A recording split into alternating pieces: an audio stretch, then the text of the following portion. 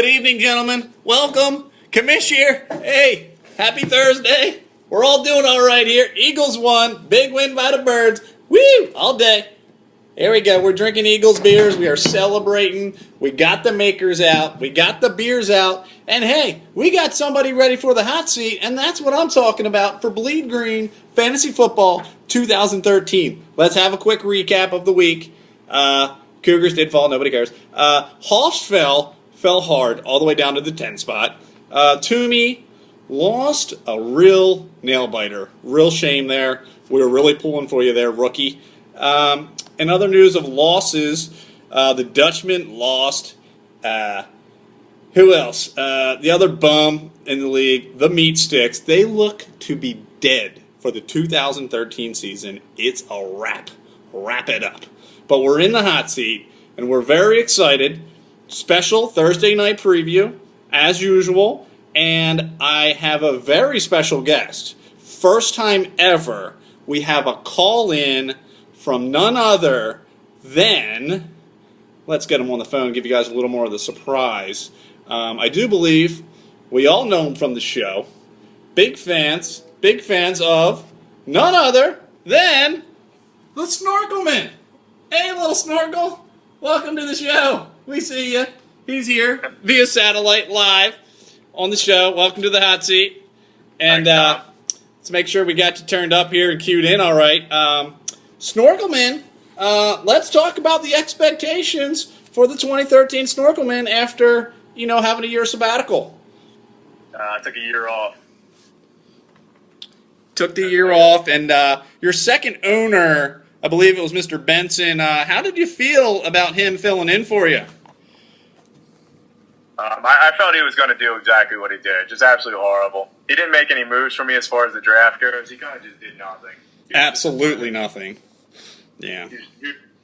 Huge disappointment. Very disappointed. And in the year that you were gone and other disappointments, the smack talking was at a little bit of a low. And, via iPhone chat group, a lot of disappointment so far. A lot of people just seem to not be able to hang. Explain. I don't know what's going on. It's like everybody lost their balls when they got married. Some people are not allowed to go to drafts because of their wives. Some people can't get babysitters. And other ones want to take trips around the world but can't make a 5-hour trip down the fucking turnpike. He's talking about you, chum. I'm talking about that. I love the fact that Little Keith drafts a team, but yet Big Keith talks shit, and it's the same jokes. Cinnamon on the chin, Jesus piece. Get some new material, okay? Ask G if he can get some new material. New material. I agree. It's just the same old, same old. Same old, same old. Just ain't going to cut it around here and Bleed Green. Yeah, he had a good week, but I don't see that lasting. They're going to figure out Peyton Manning. And the Bone Crushers in second place, don't get used to that. Come on. No offense. Your dad's not the sharpest guy in the world, and his little outbursts on text don't make any sense at all. No, just complete disappointment since he got the iPhone. He thought it would help turn the franchise around, and it only turned it down. It's true. Yeah, he should just trade that to get a jitterbug or whatever the fuck senior citizens are carrying these days. Little shot of Makers, if you don't mind.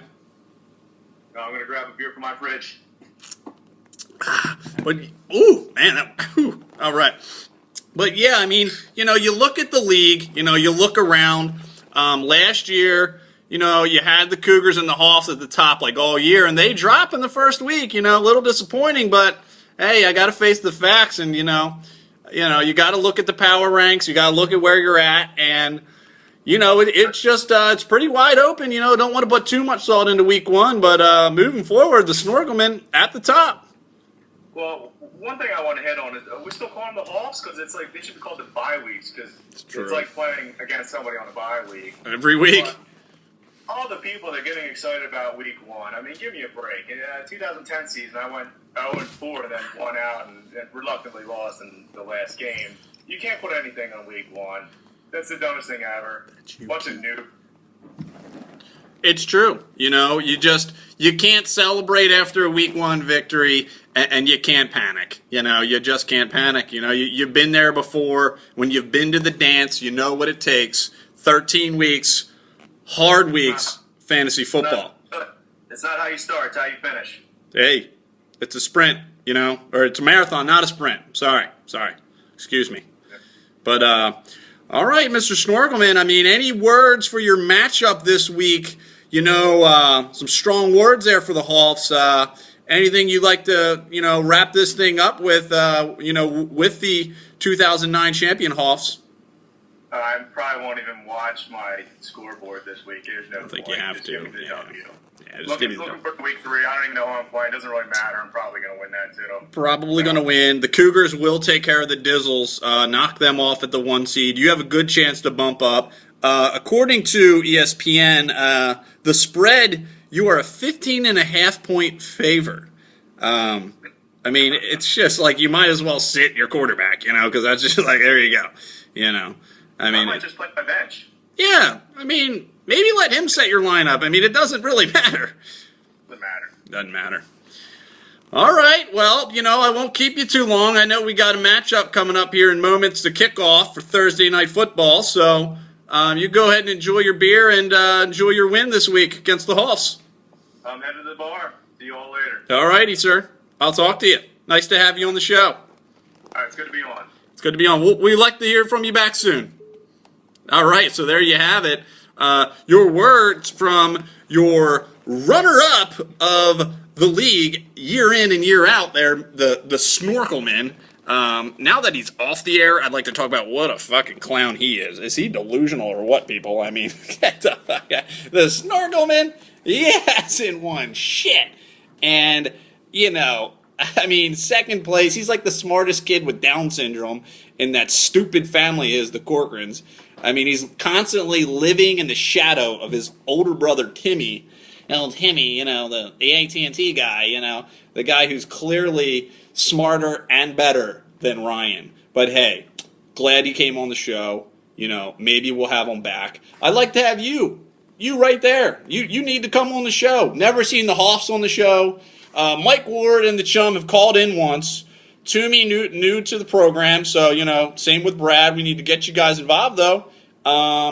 We've all seen the face of T-Bone one too many times and Jose Jimenez. So, you know, I'm sure he'll stop by for a visit. The Dutch have dialed in a few times, but they've yet to get on live.